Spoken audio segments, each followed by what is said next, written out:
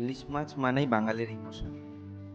দুপুরে যদি এরকম গরম গরম ভাতের সাথে ইলিশ ভাপা থাকে তাহলে বাঙালিদের দুপুরটা ভালোই কাটে।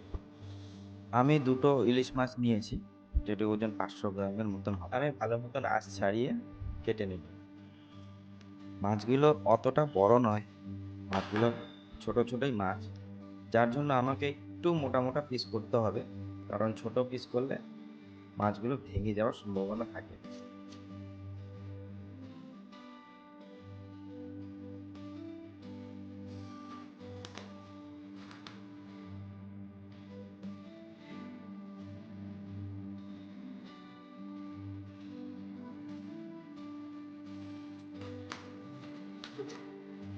এগুলো আমি সব কেটে নিলাম।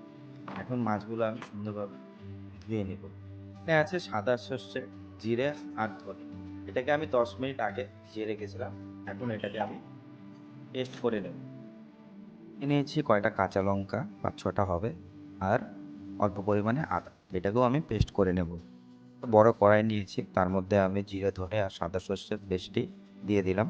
দিচ্ছি কাঁচা লঙ্কা আর আদার পেস্টটা, আর দিয়ে দিচ্ছি স্বাদ অনুসার লবণ, একটু হলুদ, একটু লাল মরিচের গুঁড়ো কালারের জন্য, আর একটু দিয়ে দিচ্ছি ভাজা জিরে ধনের গুঁড়ো। এখন এটাকে আমি ভালোভাবে মিশিয়ে নেব। ইলিশ ভাপার আসল জিনিস খাঁটি সর্ষের তেল। আমি 100 ml এর মতন নিয়ে নিচ্ছি। মাছগুলো দিয়ে আমি সুন্দরভাবে মাছগুলোকেও ম্যারিনেশন করে নেব। আর একটু পরিমাণে আমি নিয়ে নিচ্ছি জল, বেশি নিচ্ছি না কারণ আমার গ্রেভিটা অত দরকার নেই। এখন চুলাটা ধরিয়ে আমি কড়াইটা বসিয়ে দেব। এটাকে আমি হাই ফ্লেমে ঢেকে 10 মিনিট রান্না করব।